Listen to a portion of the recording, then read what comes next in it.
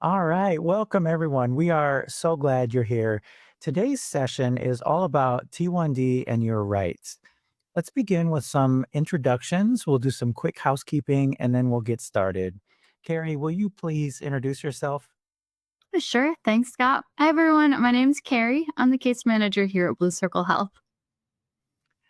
Great, thank you so much. And my name is Scott Johnson. I'm a senior manager of community here at Blue Circle Health. I've lived with type 1 diabetes for 45 years and just really appreciate you allowing me the honor and privilege of hosting today. And Carrie, you neglected to mention one of your key credentials in life with diabetes. Do you want to share anything about your experience with T1D? That is true. I do leave out my main credential. My lesser credentials are that I'm a social worker. So I've been being the case manager here. But then I've had diabetes for 22 years now. So I've had plenty of experience living life, dealing with disability status, and making through working and school, all that fun stuff. All that fun stuff for sure. Yeah, thank you very much. And I certainly didn't mean to put you on the spot, but oh, I think it adds to your impressive uh, qualifications in this. So thank you. In terms of an agenda, we've got a great presentation and topics that Carrie will guide us through. And as you can imagine, there's a lot to cover with a topic like this. So we'll do our best to get through everything, but even with that, it will probably be pretty high level, and you'll need to let us know if you'd like us to do some more research or dig into a topic or maybe we do a part two on this later on in the year, something like that. But before we get going too much farther, I do need to cover some quick housekeeping items. We welcome and encourage you to use the chat feature, and I'll keep an eye on it through the session if you need anything while Carrie is presenting. And we're also happy to take questions along the way. And if time allows, we'll do more questions at the end. So if you have questions or you just want to share, go ahead and add them into the chat. And then a few more things that I have to mention. The session is being recorded. Participation in the event is completely voluntary and may reveal any identifying information that you share with other participants. So, for example, comments in the chat or during any discussions. And then finally, we're not providing medical or legal advice in this case, individual or otherwise. And we may refer you back to your healthcare team or legal counsel for detailed and individualized care. All right. I know that was a lot. Thank you for your patience with me. Let's go ahead and get on with the good stuff. Carrie, I'm going to turn it over to you. All right, great. Thanks so much for that, Scott. And thank you, everyone, for joining today, as we'll be talking about your rights with having type 1 diabetes. We're going to cover multiple areas that ideally will increase your confidence in managing T1D outside of the home life. Uh, all right, so getting started. For our agenda, I wanted to include what we'll be covering for today, starting out with the Americans with Disabilities Act, kind of go through how that applies to type 1 diabetes, the breakdown of the ADA, as well as some supports that might be able to help you out if you're running into any situations, or hopefully not, but if you run into any situations that you might need support with in the future, as well as some resources if you want to double check my work. Happy to do that. All right. So, starting out with a major legal protection is the Americans with Disabilities Act. So, you might have heard of the American Disabilities Act. It is also referred to as the ADA. This is not to be confused with the American Diabetes Association, which is also the ADA. Mighty confusing. So, I'm going to try to spell it out as much as I can just to make sure that we're making that distinction. The Americans with Disabilities Act is a federal law that prohibits discrimination against all individuals with any disabilities.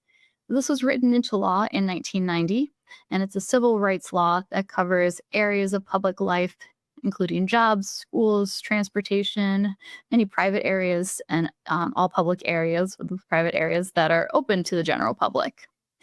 In 2008, it was updated with the Americans with Disabilities Act Addendum Amendments Act, or the ADAAA, that was signed into law.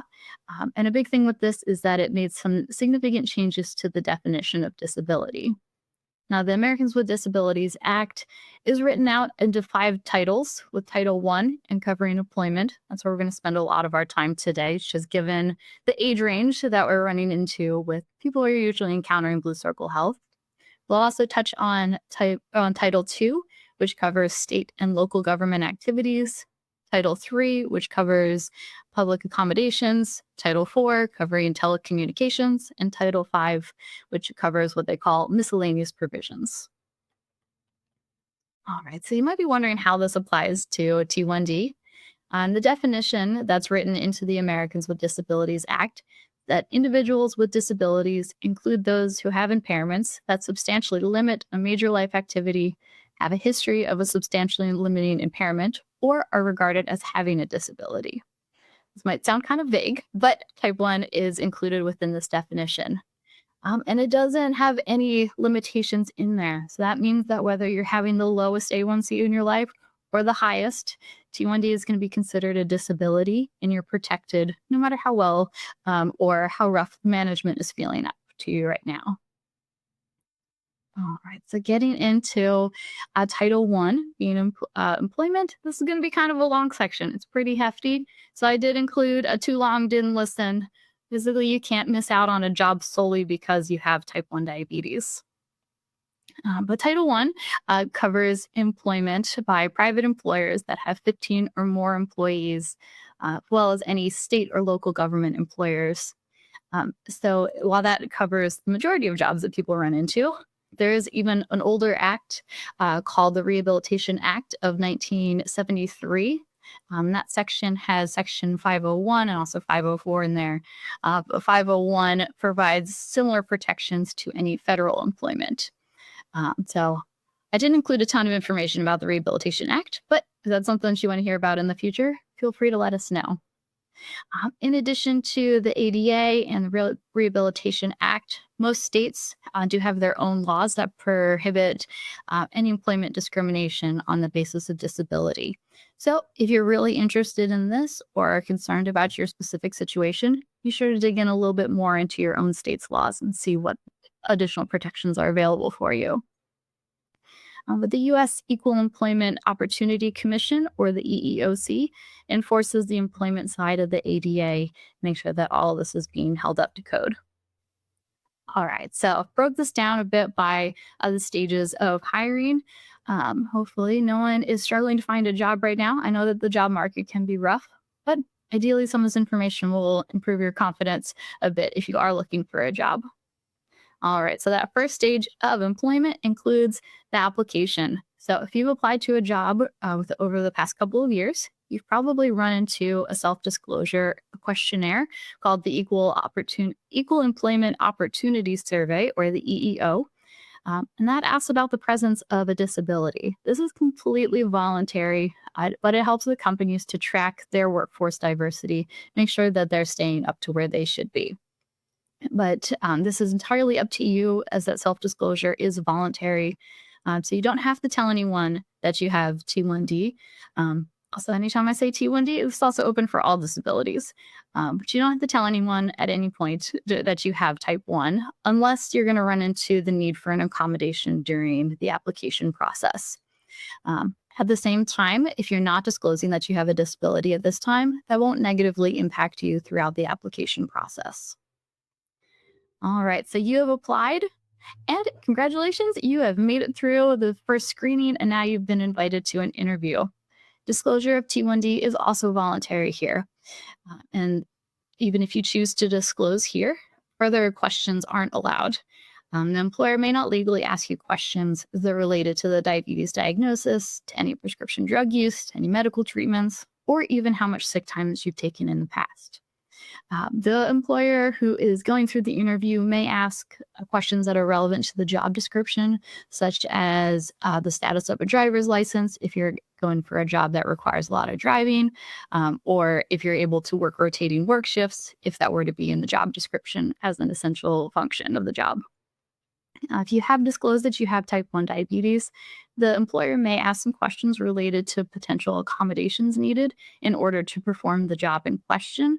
And that's more just to support you rather than really finding just a way to weed you out. All right. So said that you have gotten through the interview and you have gotten a job offer. That's amazing. The tough spot to get to. But even here, the employer is able to ask questions, but they're still limited. So if they're asking questions, they may require a medical examination or ask some questions about general health. However, if they are doing that, they're also expected to do this with anyone who's offered the same job. So, say there are three people who are offered the same job, it's not only going to be the one person with diabetes that's going to be offered or told to get a medical examination. All three of them would need to be offered or required to do the medical examination. So that's one important description or distinction between them, is that it's something that would be related to anyone regardless of a disability status. So that's really important to consider. And then any disclosures that you might already have made, they can follow up on that again with questions that they would ask anybody else. But at the same time, you still don't need to tell anyone that you have type 1 diabetes if you don't want to. All right. So say that you've been offered a job and you decide to go ahead and take it. That's great. They're able to still ask you a couple of questions, but they're still not able to just say, hey, you have diabetes. You're not allowed to work here. They're going to be looking at some more specifics and how it's relating to the job itself. So, if there are any concerns about taking insulin or about hypoglycemic episodes affecting the ability to do the job, especially with the safety, they're going to be allowed to ask questions like that legally. However, it's going to be whether the offer goes through or not is really going to come down to the safety of the job and being able to do the actual job as written out. All right. And then an employer may not withdraw an offer any applicant just because they have diabetes, as long as you're able to perform the essential functions of the job. And then they can also consider if a reasonable accommodation is something that can further support. However, even if you were without it, they would still just take a look at your ability to do that job rather than just diabetes on its own. And then obviously health and safety. We've got a couple of good questions in. If I may interrupt you to bring some questions to the front. Um, One question is about the size of the companies and whether these laws that you're describing might not apply or always apply regardless of company size. And what comes to mind is thinking about like small companies under 15 employees, for example, Mhm. often may not have to offer health insurance or things like that. Does that apply in this situation, or what does that look like? Yeah, so that number 15 is going to be important for this one also. So the Americans with Disabilities Act says private employers with 15 or more employees. So if you're running into issues, if you're under 15 employees, I would definitely recommend reaching out to some legal services in the area just to see if a case can be built against you if you feel like, in your support is more what I meant to say. Um, Rather than having to just be able to cite the ADA as a reason for discrimination, but just how much information might be needed in order to build up a case. But yeah, unfortunately, 15 is going to be that number. Hopefully, you're not running into that issue if you have 14 or less employees. Um, but yeah, there are a lot of resources that we'll get to a little bit later on in the presentation of where you can turn to if you feel at any point that you've been discriminated against and where you might fall into these legal protections. Great, thank you. Yeah, yeah. Were there more questions? We've got another comment, and I can't tell if it's real like, serious or more tongue in cheek, but are there quotas about how many, um, people with disabilities companies need to have on their staff, things like that, right? So, the question was, is there a way is there a way to find out if a company is a few people short of meeting their disability minimum? And then a smiley face, right? So, Yeah.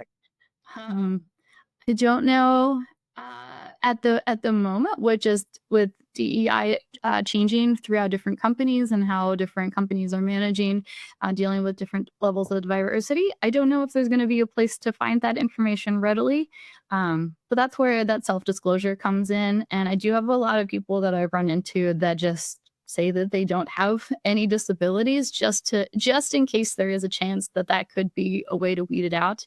Legally, you're not able to. On the flip side, it's kinda hard to prove that that wasn't a reason that you didn't get a job. Yeah. Well, that little asterisks, that's kind of hard to write into a law. Yeah. But yeah, I wish there was a way to find that out. However, yeah, it's a little bit messy, especially right now in this time. But yeah, any other questions coming up? Sorry to all the people who are watching. I do not have access to the chat right now, so we'll be it'll just be Scott going through the questions. We do have another one that just came in hot, mentioning the DEI stuff and all the changes. The question is, will that affect our protection under the ADA? That is a wonderful question. I wish I knew more answers. However, I am just a social worker and person with diabetes. Questions like that and where the lines are drawn, I'm going to direct everybody over to their legal resources. And then a little bit more into the presentation, we'll talk about how each state has their own disability rights groups that are really going to get into the nitty gritty of all the laws, where lines are, when dates happen. They'll know a lot more than I will. Especially for the individual state that you might live in. Sounds good. Thank you. And I will keep you posted as more questions come in. Thanks, everyone. Yeah, thank you. All right. Let's see. Let's get my little clicker going again. Okay, so let's see. Yeah, so offer. You've accepted your offer, so that's great. You're now getting to just wait until the job has started. You still don't have to disclose that you have type 1 at this time. However, if you do decide to tell people that you have type 1 diabetes, then that's still not going to be a reason for you to lose out on the job. Once you have started the job, really the measure of your success is going to be coming down to how well you can do the job. That's going to be the best measure rather than what it takes in order for you to do the job. Which gets us to a really big topic that I love talking to people about when they're concerned about their work performance. They're coming to me as a case manager, talking about reasonable accommodations. So, reasonable accommodations really are required to be put into effect as long as they don't cause what's called an undue hardship to the employer. That's really coming down to if it doesn't cost them a whole ton of money and it doesn't require a whole bunch of time and effort on their end, there's a good chance that the reasonable accommodation will be granted.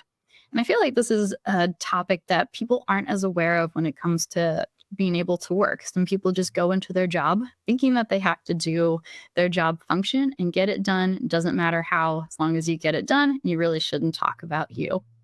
That's why I want to kind of change up that script and that you can ask for support if it's going to support you and help you to do the job to the best of your ability. Because while you might have type 1 diabetes, you're still a person. And as that person who has a job, I want you to be able to do your best. And your employer is really going to appreciate you doing your best as well.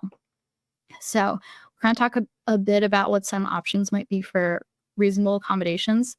I really encourage you to just show confidence when you're talking about your diabetes and what it is that you need.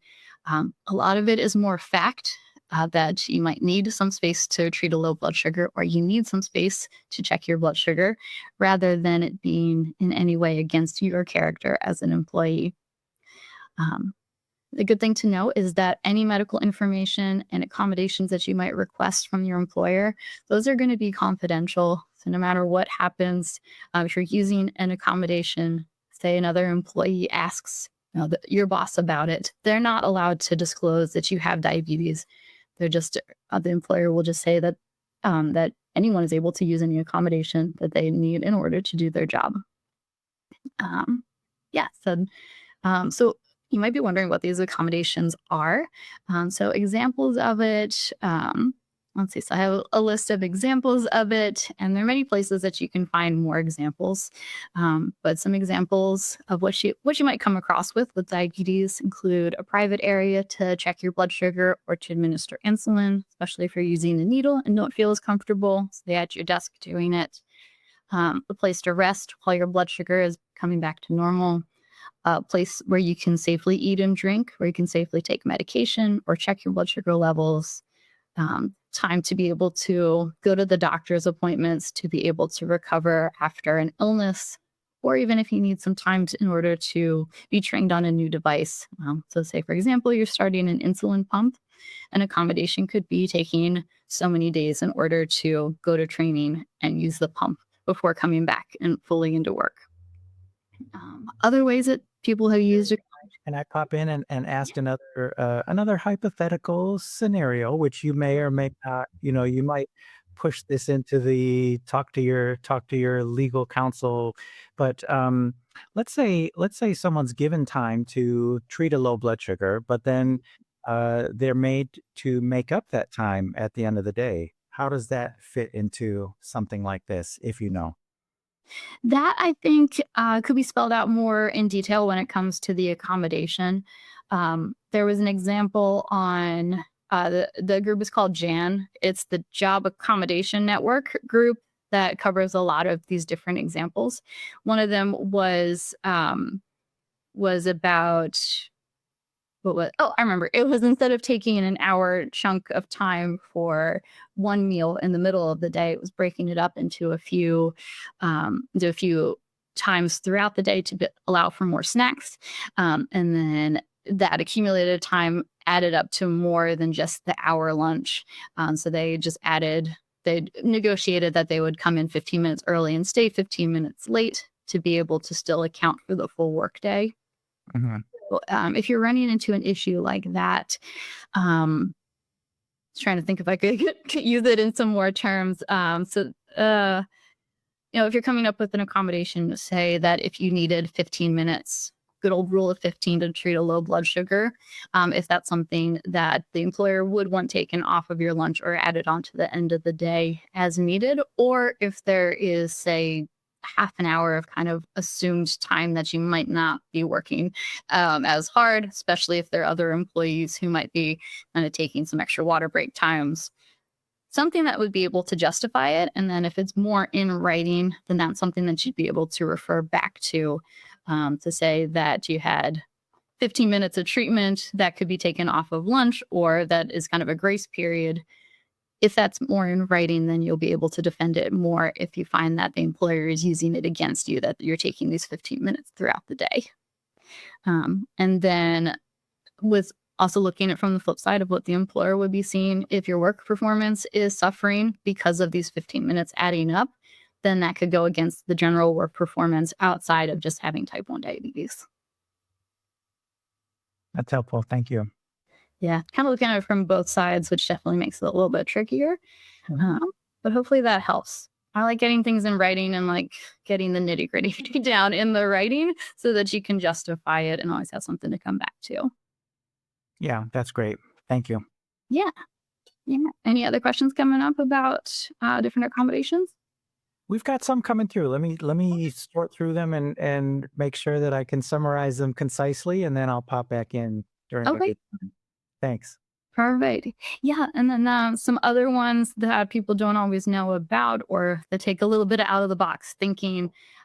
Examples could be a modified work schedule or shift change, depending on what it is that you might need. Um, if you were to experience neuropathy and had a change in your ability to stand, if any accommodation could be made, such as bringing in a stool, it's going to be pretty low cost and low effort for the employee or player to bring in a stool to make it a bit more comfortable for the employee to go through with their work function. If there's some bigger changes, we're really noticing change in marginal tasks. So, not the essential functions of the job, but being able to reallocate or redistribute any marginal tasks that could make it a bit easier for the employee to focus on their essential tasks. Um, or if we're really getting down to a tough spot, if there is the option to do a reassignment to a vacant spot, if an employee is no longer able to do their essential job, but there's a similar job that's not going to require either a promotion or a demotion, and very similar benefits level, kind of a lateral move into a different area where you're able to do some your essential work functions with or without any of these accommodations. And then, like I highlighted, the Job Accommodation Network, or JAN, provides information and examples of these, as well as plenty of others for diabetes and a variety of other conditions if you were thinking that you might need something for a different condition.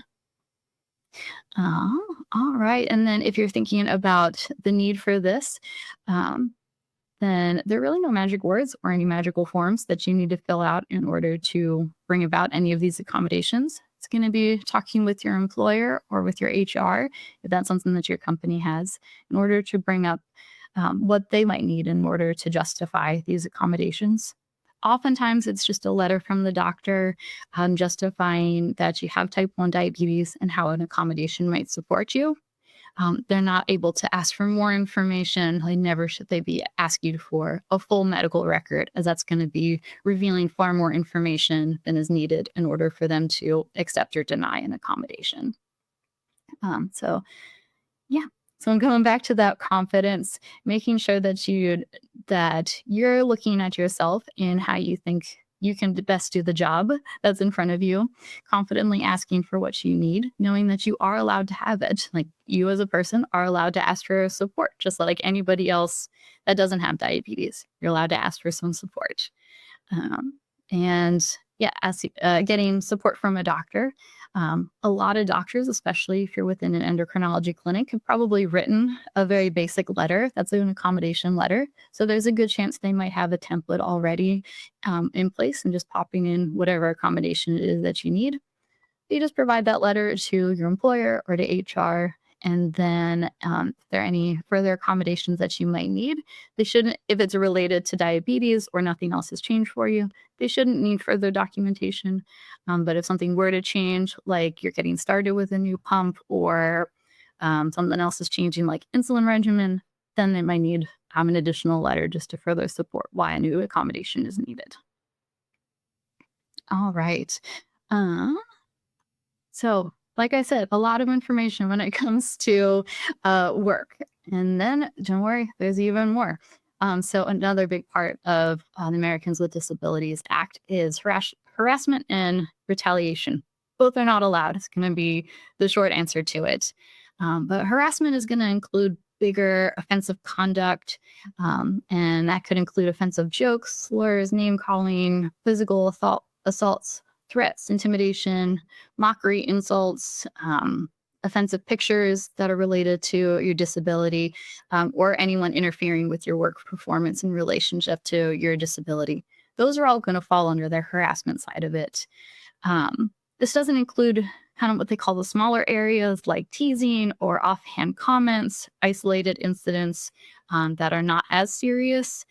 So if you're getting, the person who mentioned something about their grandmother's diabetes to you in a way that doesn't feel comfortable, that's going to come across a little bit differently than the person who is repeatedly smacking cupcakes out of your hand or something because they don't think that you should have that. Um, all companies are going to be required to have some sort of or some way in order to relay the information about their harassment policies. So that could be either in the handbook or through presentations. If you're seeing smaller incidences, then I would recommend bringing that to your employer or HR, and they can highlight what the location of that information about their harassment policy. However, if you're running into a bigger issue that would fall under harassment, I would take no time at all to report that and make sure that that person is being taken care of because harassment in general, but especially in relation to your disability, is completely covered and not allowed at all when it comes to the Americans with Disabilities Act. Uh, Carrie, do you have any thoughts on we've got some great discussion in the chat about Oh, good. Well, now I'm sad I can't see it all. Well, what's going on? yeah, we'll fix that for you next time. But some questions and comments about kind of getting stuck in a he said she said discussion. Like it raises the point that finding ways to document these incidences that make you Mhm. uncomfortable is really important. Do you have any thoughts on that, or what are you thinking there? Yeah. You know what? I actually have it on the slide, or not on the slide, but in my little notes for the slide. I really encourage you to just keep a written track of any incidents or anything that you think might turn into an incident. Really keeping track of dates as anything is happening, details, as well as your follow up actions. In today's age, with everything being digital, if you're recording via email, I would encourage you to print out that email and keep it, and just really keeping a good file for yourself. As in more extreme scenarios, if we're going into the legal direction, your new lawyer is going to love it if you show up with dates and actions and written proof that all of this is happening. That's going to build a much stronger case for you.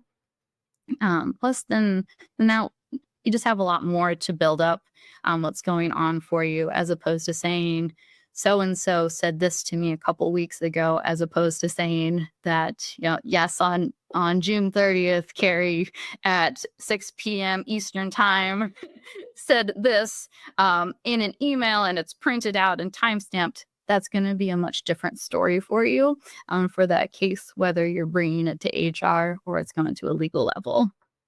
Yeah, that's great. That makes a lot of sense. A couple of follow-up questions, and of course, I want to recognize and make sure you feel very comfortable not answering anything if it feels too specific, right? So that's something that we have to be careful of, and I think all of you watching are aware of that. But let's throw it out there and see. Do you know of any? Uh, is there any statute of limitations, right? So if somebody experienced some form of discrimination or harassment Mhm. long ago, can they still address that, or is it kind of you have to operate within a time limit? Yeah, that's a really good question, especially with as you're thinking of things, and especially if this is a time that you're learning some new information about what's allowed and what's not allowed. Hopefully, you're following within the timelines. So for the EEOC, you're going to be reporting to them for any private employers. We're getting above the HR level, or anyone who is in within a state or local government. That's going to be within 180 days of an alleged violation. So that's going to be the majority of jobs that people are running into. We're looking at the federal jobs, since that falls under the Rehabilitation Act of 1973. And each office has its own way of doing things. They have a little bit shorter time frame, and each agency is going to have their own EEO office. So they're going to be recommended within 45 days of an alleged violation. So while those are some dates, say you have really good documentation of something that happened maybe 7 or 8 months ago, I would still encourage you to take it to either the disability rights group within your state or a legal counsel that you already know. Or even a lot of places have legal counsel that's either pro bono or at a reduced rate just to get you started. That feels like something to get started with. They would be able to give you some better ideas of looking at the case if it feels like a solid case to move forward with, or if it's unfortunately one that might just have to be a terrible story. Yeah, yeah, that makes sense. Um, and then one more scenario to throw at you. I Go think for a it. lot of us in the diabetes space, anyways, we see our ability to live with and work with diabetes as a strength, and also for those that are active doing advocacy works and things like that. And I know I'm quick to bring it up in an interview because I think it is a strength of mine. But if someone uh, did that and the person they're interviewing with or maybe mock interviewing with, practicing with said, "Ooh, I wouldn't bring up your diabetes. I wouldn't go there." Mhm. Crossing some lines or hard to say. That, I think with kind of knowing where they are, so taking that mock interview as an example of just where the person might be within the interview process. I know that that was a really long slide, but each different area, whether it's the application, the interview, when the offer is, and when the job is, there are slight differences in the types of questions that the employers are allowed to ask. So if someone is doing a mock interview as the employer and makes that recommendation, I would first one check that they're accurate for where they are in the interview process. I do have resources that explains it in a ton of detail if anyone really wants to go into it. We'll do that at the end. Um, but yeah, so just one, following the legal side of it. And then also just the comfort level of it. Um, if you're new to diabetes or just not as confident in where your diabetes is yet, then it might be a good plot to leave it out until you're feeling really confident. But I really encourage you to be confident. Like Scott, I know you've been doing diabetes, and I know you've been talking about diabetes for a long time. So I know that you would be really confident going in. I did find that it took me a long time to gain the confidence. There were probably at least a decade of my life, so probably half of my diabetes life, where I didn't want to tell anybody that I had it and avoided it at all cost.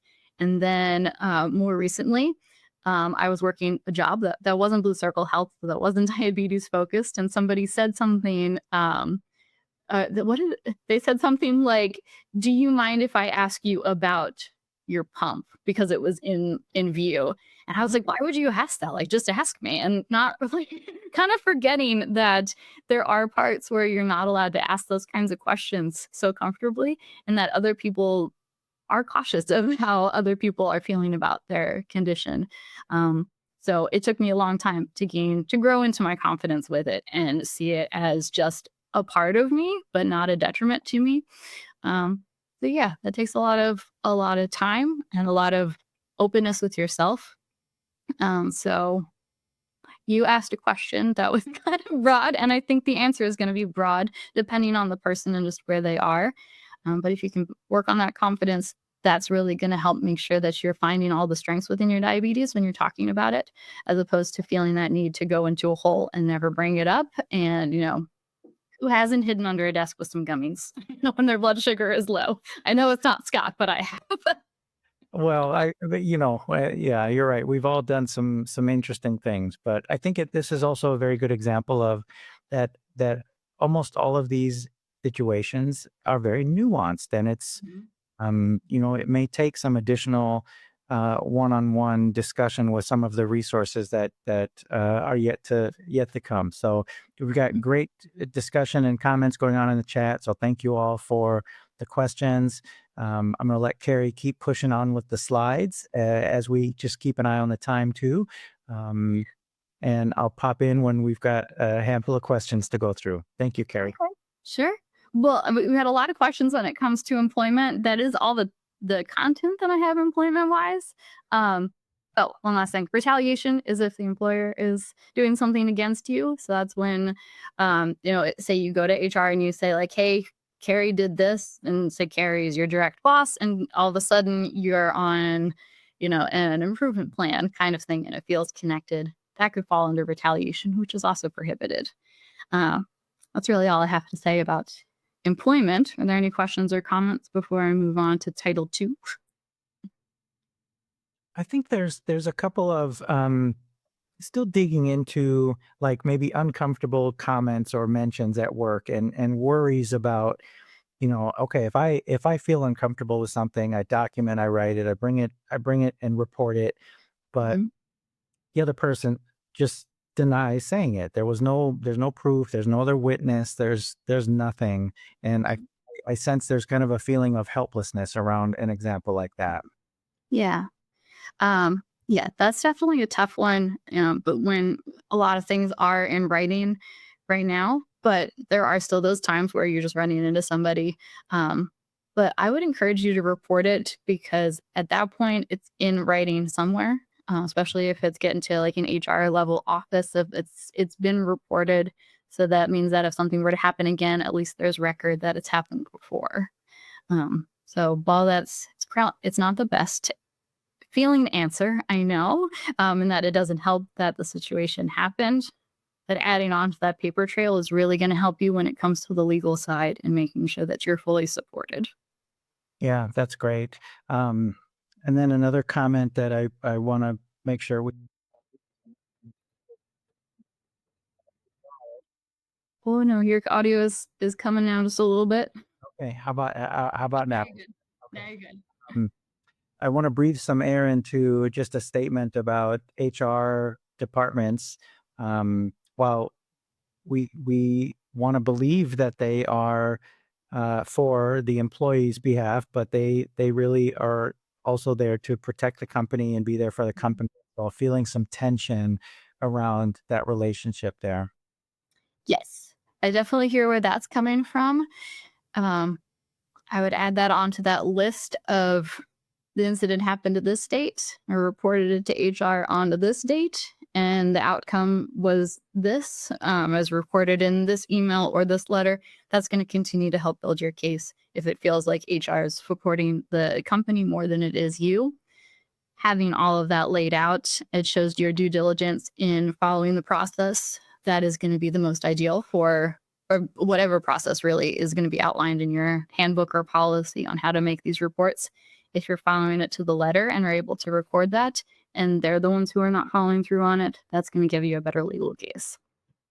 Yeah, that makes a lot of sense. Thank you. These are some great questions.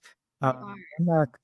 One last question, um, is around with type 1 diabetes, is it better to disclose or, thinking about, helping with low blood sugars that require assistance at work like that versus, maybe not specifying type 1 or type 2, um, things like that? Yeah, that's a great question.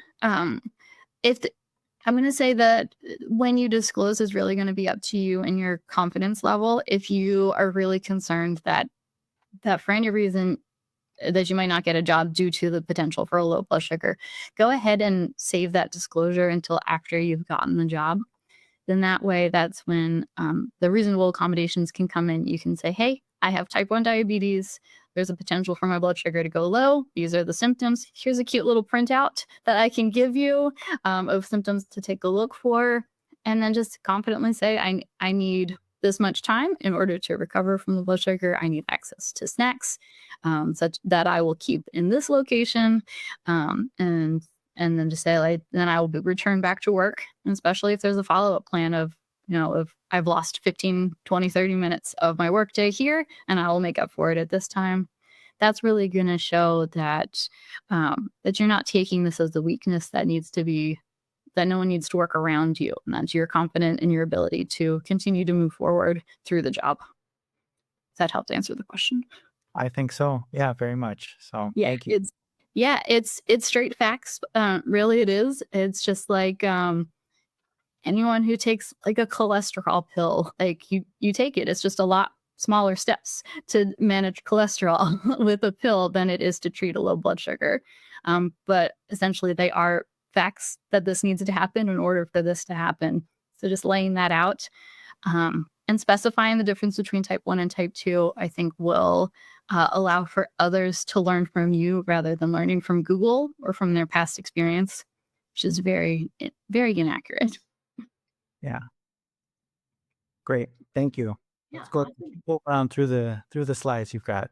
yeah, lots of good questions. I feel like a part two or group session are going to come up about people sharing what they have done and what they wish they could have done in past What situations. they've experienced, the stories. So, yeah, absolutely. Yeah. So, well, happy to do a part two or a group session on this. We can also move on to, to Title 2 of 5 of the ADA. So Title 2 is going to cover public entities, and that's going to include public schools. They must allow for students to monitor blood sugar, administer insulin, and eat snacks as needed. And then this also covers daycares, camps, and private schools with the exclusion of religious schools. That I wanted to throw in here because I imagine there are many adults who are probably watching. If there's anyone who's a parent of a child with type 1 diabetes, or just wondering in general, there are ways to be protected throughout the lifespan. And then also the Section 504 of the Rehabilitation Act of 1973 that I brought up before is a federal law. Also protects the rights of individuals with disabilities, programs and activities that are receiving funding from the Department of Education. So for anyone who has a child that has type 1 diabetes, there are actually two different protections within schools. There's 504 plans that focus fully on the medical side of managing diabetes within the school system. If the child were to qualify for an individual education program in which they have additional educational goals, then the diabetes needs and educational goals can be grouped together into just the IEP. Versus if there's no educational goals, then the 504 is an appropriate plan. Either way, kid's going to be covered. This also applies for college students. So Section 504 is going to go towards some college students.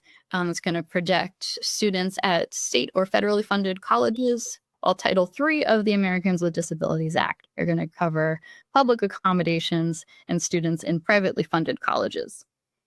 lots of different places depending on where funding is coming from. But it's nice to know that for all these people that there is coverage. Um, Title 2 is also interesting that it covers some areas that I didn't quite think about, including emergency services like police and EMS needing to understand diabetes management in the event of a crisis, which is when they're coming out. So they should have some understanding of a low blood sugar instead of just arresting everybody for being drunk. Services like jury duty do have the ability to ask for accommodations so that you can fulfill that service while also making sure that your diabetes is where it needs to be. And public transportation agencies also have to make reasonable accommodations for type 1 needs, such as allowing food and drinks or medical supplies on board when it might normally you might see a food or drink sign allowed on a bus. And then Title III covers private businesses and nonprofit organizations such as restaurants, hotels, theaters, retail spirits. Really can't be denied service because of just having type 1. And you're allowed to carry anything that you might need for managing type 1, including your insulin pump or your glucose monitor. And just like with the public transportation, that you're allowed to bring food or drink in when it might normally be restricted. All right, super exciting there. And then Title 4 and 5, I promise these ones are shorter. So, Title 4 is the telecommunications. This one I also hadn't really thought about, but how this might apply for Type 1 is that you can have access to phone-based medical support services, essentially 911, the ability to use digital tools or apps for diabetes management without barriers. That's going to come into play a bit more as we're transferring a lot of our devices over to our cell phones. And then also that ensuring that diabetes related emergencies can be communicated effectively through these different systems and any other accessible systems. Uh, and then lastly, Title 5 is the miscellaneous one, and that kind of makes sure that all disabilities, regardless of their visibility, are covered, especially since type 1 is usually considered an invisible disability. This helps to solidify it and also make sure that other laws like the Rehabilitation Act or any state specific laws are also make sure that you're fully covered when it comes to any support that you might need when it comes to disabilities. Uh, all right. And then the big ones. So there's a lot of topics and everybody has very individual needs. So I want to make sure that you have some places that you can go to if you need some support. And one is the American Diabetes Association. So the other ADA, that at diabetes.org. They have a section called Know Your Rights. That's going to give you quite a bit more information. And then two other resources that they have include employment discrimination. It's going to cover a lot of the information that I went through, make sure that you have a full understanding of that. And then they have a really great program called Safe at School to make sure that any child with type 1 diabetes going to school, that they can feel safe and their parents can be safe, both with how their child is managed and legally. The National Disability Rights Network is great in that each state has its own disability rights group. So this National Disability Rights Network is going to help connect you to whichever state you're in. They're going to be a really great place to go to if you're not quite sure if you need to go a legal route or if more of an advocate is something that you need for discussing any topic that you're running into.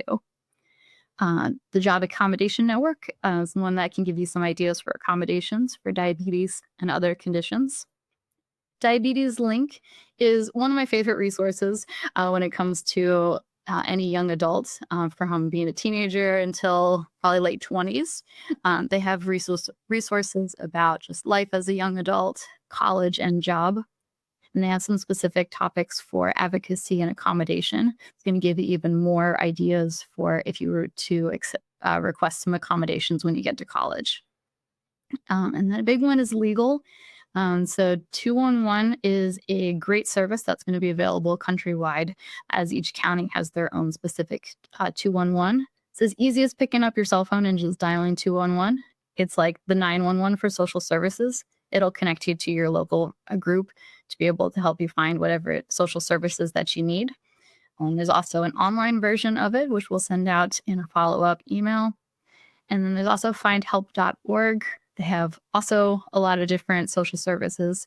They have a legal section and discrimination and civil rights. That'll help make sure that you get connected, especially if you're in need of some place that offers reduced fees or free coverage for or even just some general guidance when it comes to legal services. If it feels like a good case, maybe which direction to go to.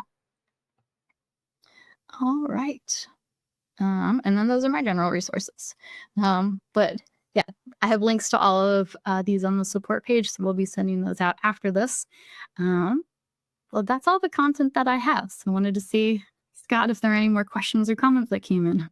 Yeah, first of all, Carrie, this is wonderful. Thank you very much, and we'll be sure to include all of these resources and links and all of that stuff in the follow up email. And I'll get that out as soon as I can after this. So there were a couple of topics or questions that came in as you were talking that I think are worth um, exploring a little bit. But again, every situation is a little bit nuanced. One great question was about what rights we have in the hospital. And I could see that going a couple of ways, right? I often hear about you go into the hospital and for something maybe not diabetes related, and there's concern about, well, what is my diabetes management going to look like there if maybe I wear a pump and they're not going to let me keep it on, something like that. So I recognize that that might be a little bit outside of the scope of this discussion, but if you have any thoughts on that, Carrie, it'd be wonderful. That's a good one. I did not actually think of that topic, yet I have on a few occasions thrown a fit to keep my pump while in the hospital. So I know my personal side of that. But I don't know Not all. if there's an overarching support for that or if it really comes down to your self-advocacy and the hospital policies. I I mean, don't I think there's, yeah, exploring the hospital policies, the self advocacy, also, having the support of your endocrinologist or the clinician that the healthcare professional that you go to manage your diabetes. They often have some instructions that they can send along to the group that is dealing with whatever you're in the hospital for. So oftentimes there's that need for communication amongst the different groups. yeah. Yeah. Yeah, definitely that, yeah, especially if you're in the same network as an endocrinologist. I know that that gets fewer and further between because we're in different areas and just going across the country, and there might not be as much endo support. They're really self-advocating. I can tell you from experience, I had a non-day one Dexcom on, and the hospital wanted me to take it off and get my blood sugar checked every hour for 24 hours. And I said no. And they checked my finger 3 times. And when all three matched within 10 points of my Dexcom, they dropped that and let me go off with my Dexcom. But that took quite a bit of confidence and just very clearly stating, like, I knew what I was talking about.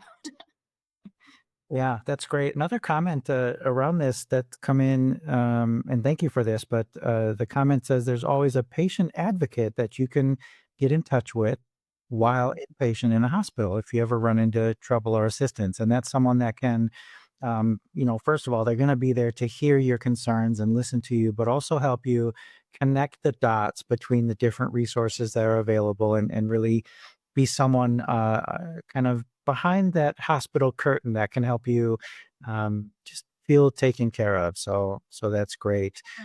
Another comment with a link to guidelines, hospital guidelines from the ADA. So I'll be sure to include that in the follow up email as well. Thank you. Thank you for whoever just did my homework. No, not at all, Carrie. This is a huge, huge topic. And yeah, I think it's as simple as just asking for the patient advocate, and that is a thing at hospitals. Every hospital you go to will know who that is or what group that is, and um, yet it may often also be posted in the room there. Another helpful comment that hospitals also have ombudsmen, which are also like neutral. Um, Advocates that can come in and help understand whatever issue you're facing and get the resources that you need. So this is Yeah.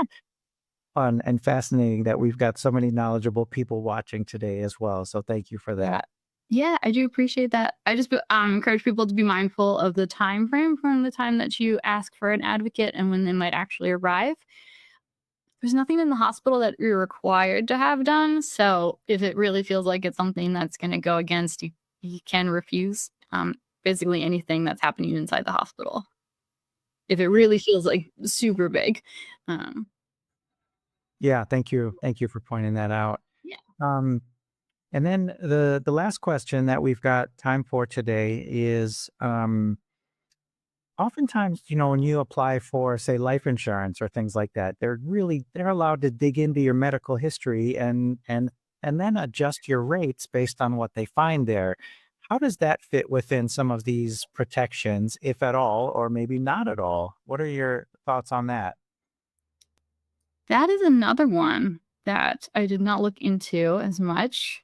I know from personal experience that they can dig into everything and then just deny you based on history of diabetes, so it might be worth exploring which companies have had other people have had success with covering type 1. Um, there's a chance that the disability rights groups might know a bit more about that. I don't believe, I could be wrong easily, but I don't believe that there is any obligation for life insurance to be given to anyone, as there is so much of the underwriting in it and that they could still require or still consider you a risk. Yeah. Yeah, that's a tough topic. So a great question and Yes. uh kind of it depends, right? Oh, Yes. This. Anyone here wants to hear my little tidbit is I had a back when I was pregnant, I had a fantastic A1C that was lower than my husband's. I had a 4.7 and they still denied me based on history of diabetes. So it come that's just a funny story to me now. But it kind of came down to that was one of their criteria is that they could deny you based on a history of diabetes, regardless of what an A1C was at the time. Never had an A1C similar to that since then, but if they'll deny me at that point, I knew that they never were going to let me pass. I wish they just told me that up front. But yeah, since there it was way down in their underwriting and it just wasn't something that they were obligated to do. Like it's not a right for me to have life insurance, which sucks. yeah, that is a bummer. Oh, thank you for sharing. Um I think we're pretty close to the time that we've got available today. Carrie, this was amazing. Thank you so much for all of the great information and the resources. I also, it's it's a complicated and overwhelming topic, but you made it all feel very easy to understand. And I love all of the chat and questions and interactions there. So that was fantastic as well. So um, thank you for tackling such a complicated and nuanced topic. Again, I'll get a follow up email out to everyone in the coming days and list all of the resources that Carrie has shared here as well. Yeah. Thank you, everyone. I just feel like I scratched the surface of something that probably should have put me through law school, but I didn't do that. So we have hopefully just an overarching ideas of all of this so that you can get an idea of if you feel like you've been discriminated against and where you might turn to next for support from people who actually know what they're talking about and went to law school. Then hopefully we'll be able to get you moving in a place that you can feel the best manage diabetes. Yeah, absolutely.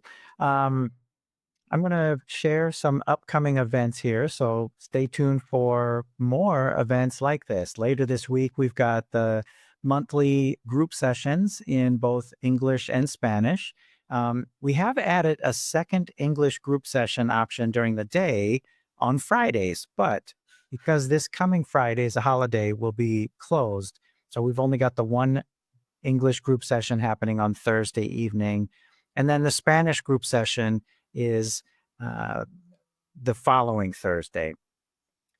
Rita is hosting another cooking class on the 7th, where she'll teach us two simple stovetop meals for summer. And then Carrie is coming back for one of our partner webinars on July 15th. This one is hosted by the Diabetes Link, which is one of the groups that she mentioned during today's webinar. And the topic there is transitioning to adulthood with T1D. And then finally, Sherry will be with us on the 31st to cover the basics of insulin pumps and CGMs. So you can see more about the upcoming events and register at the events page. It's a new page on our website with all the details and links and everything there.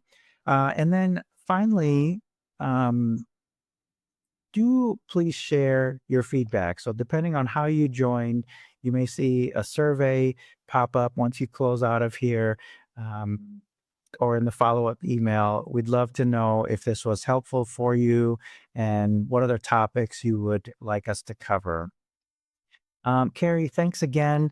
Uh, we're going to let you drop off now. I'm going to go into a quick introduction to Blue Circle Health, and then stick around to answer any questions. So we'll let Carrie drop off, and then also anyone of you joining who are already familiar with Blue Circle Health, you can also drop off anytime that you like as well. Thanks again, Carrie. All right. Thank you so much. Bye. All right, so quick introduction on Blue Circle Health. Blue Circle Health offers free clinical care, education, and support for people with type 1 diabetes, for adults with type 1 diabetes. We are a 501c3 nonprofit organization funded by the Helmsley Charitable Trust. They are an organization dedicated to improving the lives of people with type 1 diabetes.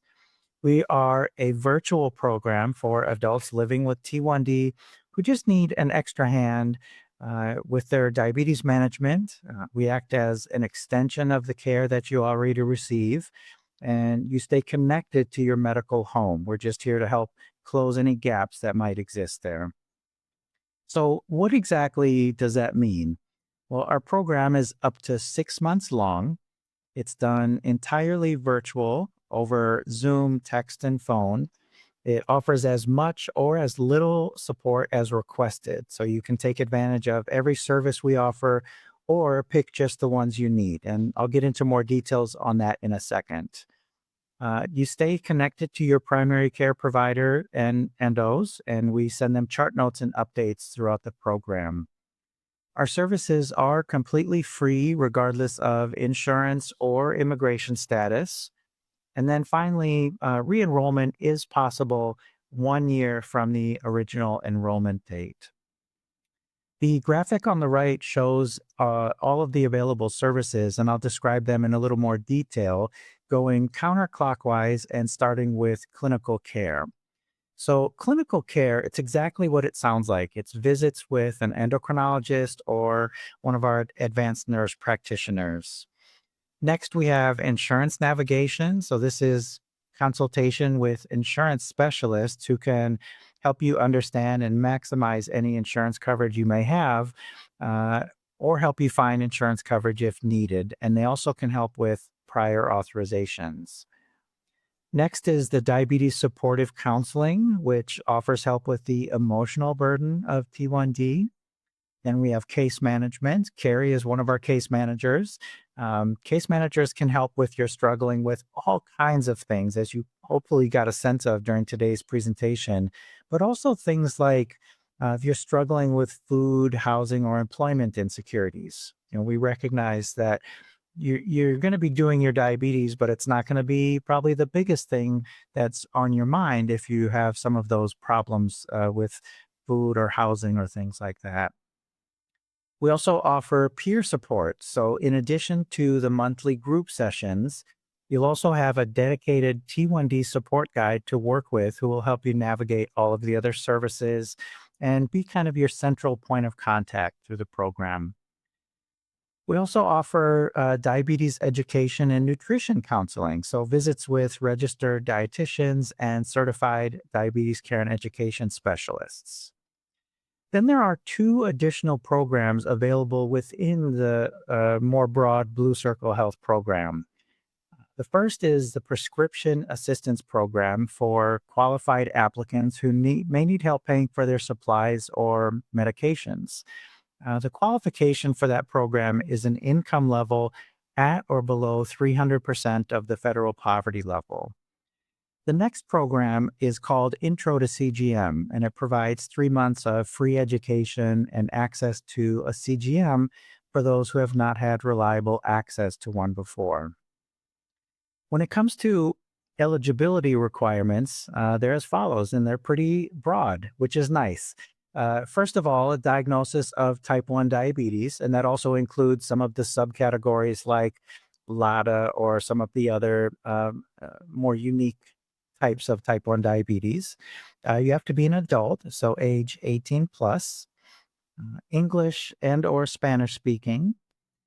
You have to have an ability to connect and participate in virtual care. So that means access to a smartphone or computer for Zoom video calls. You must have a PCP, a primary care provider, or be willing to be connected with one, or an endocrinologist that you see. And then you must reside in one of the states that we're available in. Today, that is Alabama, Missouri, Delaware, Florida, Maine, Ohio, Vermont, and I feel like I'm missing a few in there too. So we're up to 10 states now, and the list of states is always growing. We're always working to get to more. Uh, the check website for the latest, especially for those who might be watching the recording after the fact. And then finally, no current pregnancy. So we recognize that, if you're pregnant, you often need in-person care that we just can't provide virtually. So you can visit our website at bluecirclehealth.org to learn more and sign up. Now, I'm going to play a short video from a few of the people who have gone through the program. It's about 90 seconds long. And while that's playing, go ahead and share any questions you might have in the chat, and I'm happy to stick around and answer them. We'll see you in just a minute. I was looking up at my blood sugars at 400, 600 every day. That to me, waking up dizzy, tired was normal. My day consisted of working with my cards all day long. I didn't have a life. I didn't know what I was doing wrong. I knew nothing about the pump. And even with the knowledge I have as a nurse, I still didn't have the knowledge to control my diabetes. I didn't have the right tools or the right education, even though I've been diabetic my whole life. It just became so common to me to keep getting sick all the time. The ambulance people already knew me. I knew the crew that was gonna pick me up. It's scary. And then Blue Circle showed up. The confidence I have today, I feel like a new person. I feel happier. I feel safer. I'm just glad I grasped the control in time. My journey with you guys has been amazing. I feel like I have my life back. I don't know where I would be right now. And I am so, sorry that's it, but I'm so grateful for your program. It's amazing. Absolutely amazing. When you change somebody's life in the way they have changed mine, and after a lot I've been through with diabetes, it's priceless. All right, thank you. So, as you can hopefully tell from those participants, it's really a special program that we've got. If you'd like to learn more or sign up, or if you have questions that you'd like to talk with someone, you can find everything that you need at bluecirclehealth.org, and we'd be happy to answer any questions that you have. And yeah, I don't see any additional questions in the chat. So at this point, I'm going to go ahead and end today's session, but thank you all for joining, and I hope that we'll see you again at the next one.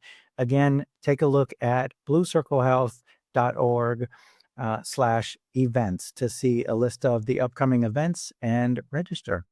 Thank you very much, and we'll see you again soon.